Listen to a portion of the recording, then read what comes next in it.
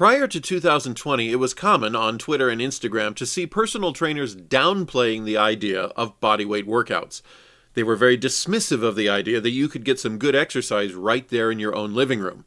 And then 2020 hit, and gyms around the world were shut down, and all of these same personal trainers became experts in bodyweight exercises, promoting the idea that you could craft a great body right there in your own home. Anything to keep their businesses running. In 2016, I had the opportunity to meet a man who has made bodyweight exercises and using whatever's around you his whole manner of personal training. He's been doing it the whole time. So when all of the gyms around the world shut down, nothing about his method changed whatsoever. I'm going to dig out that footage now and bring it back because even though my experience in meeting him over in Portland in 2016 is now 5 years old, the education I gained is just as valid.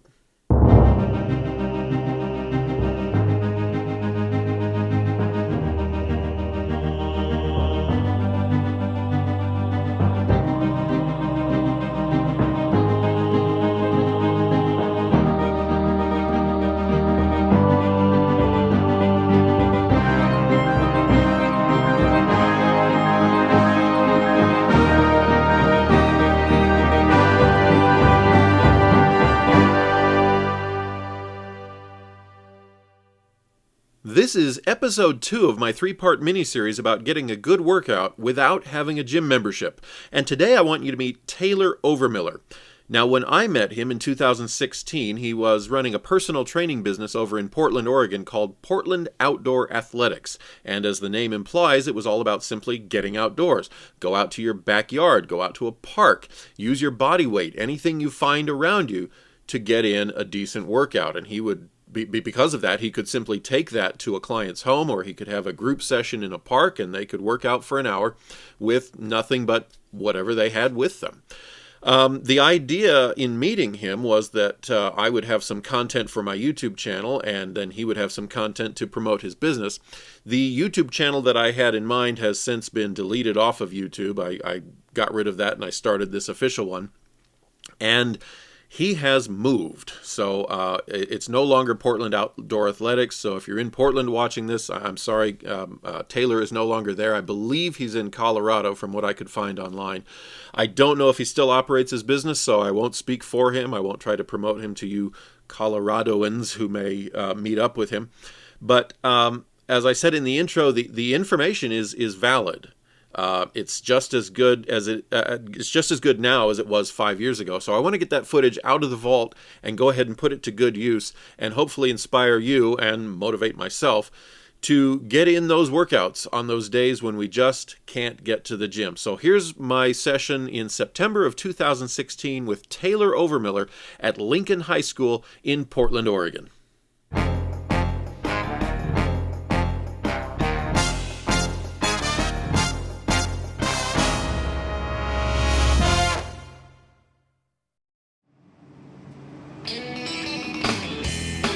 Before we even get to the workout, I think one of the really cool things about Lincoln High School is its gates are open all day long. Here in Redmond, if I want to go for a jog on a school day, all the gates to the schools are locked. And I kind of understand the safety protocol, but it's just amazing to me that a high school right in the middle of a big city, a place where you would expect crime and a long list of reasons to lock the gates, this school just is open. Anybody can come in and use the track, and I think that's a wonderful use of taxpayer dollars.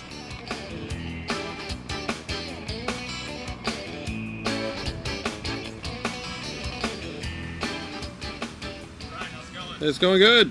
There, that's your grand opening shot. All right, hey, how's it going? I'm here on the Lincoln High School track in Portland, Oregon with Taylor Overmiller, who agreed, perhaps foolishly, to be on video with me. When I was growing up, like through junior high, I pretty much did everything, like Boy Scouts, band, and I tried to get my feet wet in as many different activities as I could, kind of knowing that I would eventually whittle it down to one thing. At that time, I thought it would be football, like my old man and my younger brother were all into, but as I got older, I realized running was more of my passion. So by the end of high school, I'd kind of whittled all my activities down to just cross country and track, and continued that through college. And since then, I've been kind of looking to still keep competing since my body's still healthy and I still felt passionate about it. Braggart. Since college. But the thing is, it's kind of hard to find open races, especially for track. I'm more of a mid-distance, long sprinter runner, so like 800-meter races only come around. There's really like only a few per year. So because I was struggling finding races to enter into, I decided to try out this obstacle course race thing that I'd heard about, and I knew it's kind of the current fad. And since then, I've been doing that. I said just past a year now, and I've been averaging probably 2 per month. Okay. Any specific one that you focus on, or no, whatever comes close? It's kind of like I only intended on averaging maybe like 1 per month. I figure that's a healthy balance of allowing for life and traveling and other things and weekends off to come in. But what keeps happening is like I don't really have a super formal race schedule. It's just kind of like I have some buddies and they'll throw me a recommendation. I'll be like, yeah, I can make that work. The ones I'd say if I'm really focusing on some, I guess more of the ones with competitive heats. Mainly that means looking for prize money. Any race that has prize money doesn't mean you're going to win it, but that means there's like a certain degree of seriousness that's going to be more what I'm looking for. So what's out there? I know I've done a Warrior Dash. There's Spartan races, Tough Mudder. What else is there? So Battle Frog was the name of the game, but they just basically closed their doors. Battle Frog. Battle Frog, yeah. Never heard of it.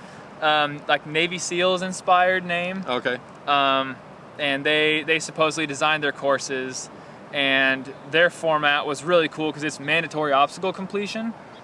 So they just make these gnarly courses with the goal of not having everyone, even in the competitive heat, be able to finish. So what I did on the Warrior Dash when I skipped one that I just could not do is not You'd be axed, not man. good. Yeah. Okay. Yeah. So yeah, you said Tough Mudder, Warrior Dash, Battle Frog, Spartan. Those are probably the biggest names in the game. Rugged Maniac.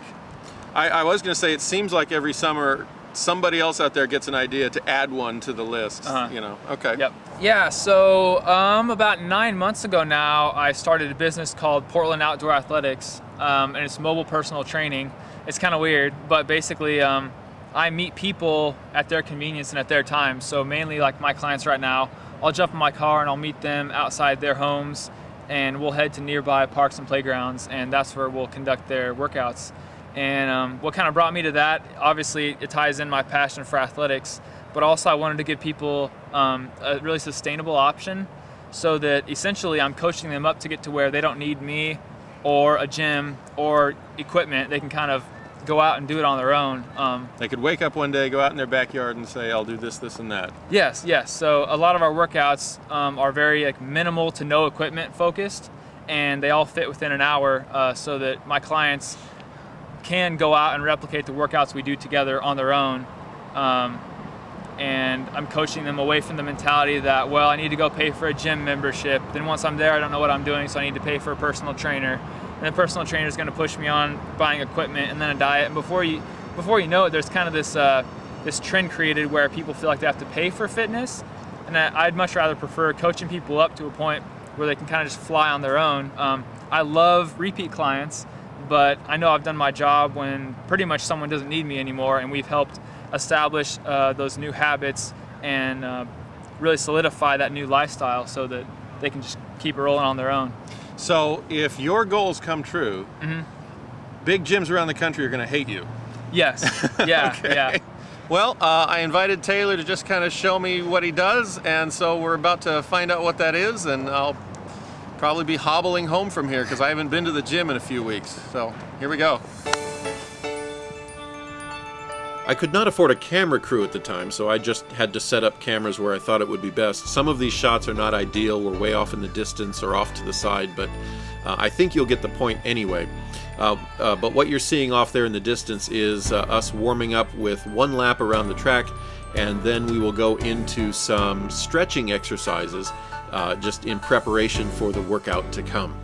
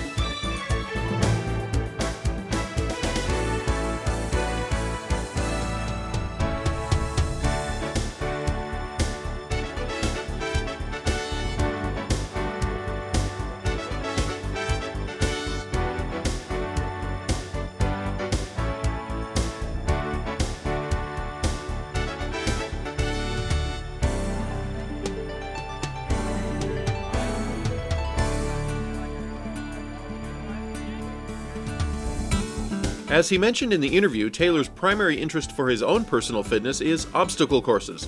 In 2014, I had the opportunity to participate in the Warrior Dash just outside of Portland, so I've had a little bit of experience in that. So when Taylor said, "What exactly do you want to train today? What do you want to talk about?" I said, "Well, how would a person prepare to be in an obstacle course?" And so Taylor ran me through a very simple 4-exercise rotation, which is what the rest of this video will be about. First, there was 1 lap around the track to create some endurance, some cardiovascular strength, a little bit of leg strength, just preparation for the distance that a person has to cover in one of these obstacle course races.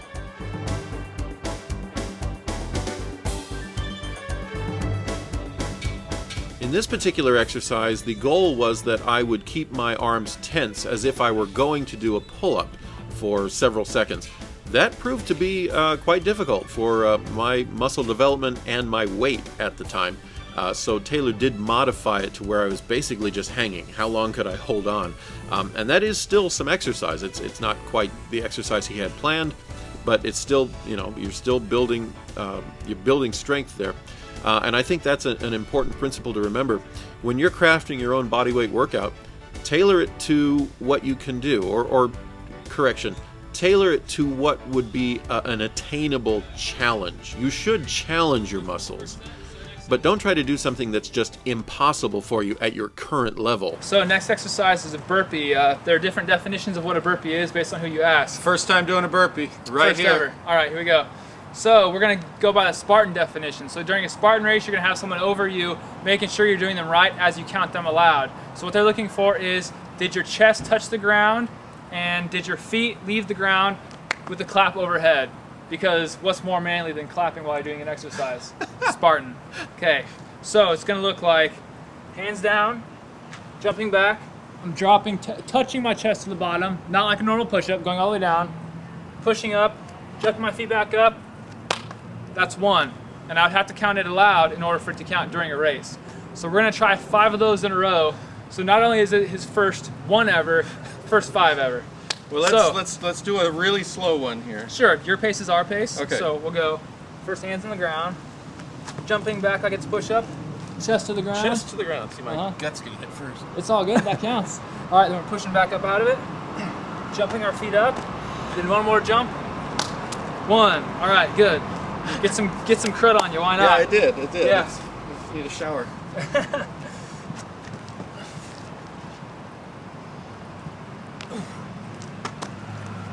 2, good. My wife's done these before I did. Yeah.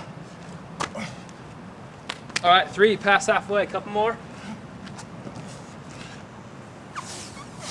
There you go, good. Jump it up. Okay, last one here. Good.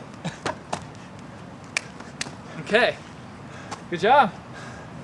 All right, now we're... High five for 5 burpees. Yeah. So, our last doing the bucket? exercise Yeah, okay. before you get a nice little rest here is... The Warrior Dash does not include carrying a heavy object, but in some of the other races that Taylor participates in, you do have to pick up a very heavy object and carry it across a certain distance. And so, even though I don't plan to be in an obstacle course that includes such a thing, Taylor went ahead and had me do that anyway.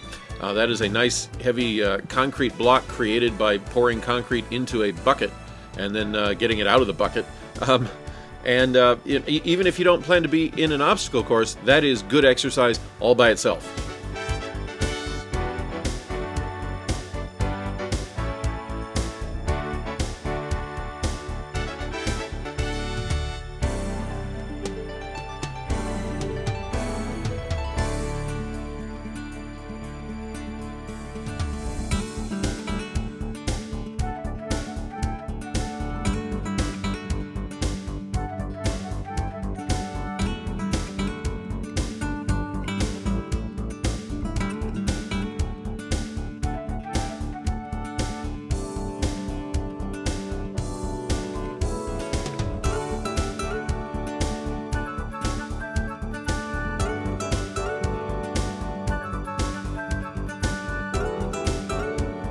When everything was said and done, we headed over to the grass to get in some stretches to cool down. Stretches are something I really need to incorporate. When I'm done with a workout at the gym, I tend to just want to go home. And I think at my age, it's not going to be long before failing to stretch is going to result in a very unflexible, tight body that just doesn't want to move anywhere. So I need to make that part of what I do with each workout. And that day, Taylor made sure I did.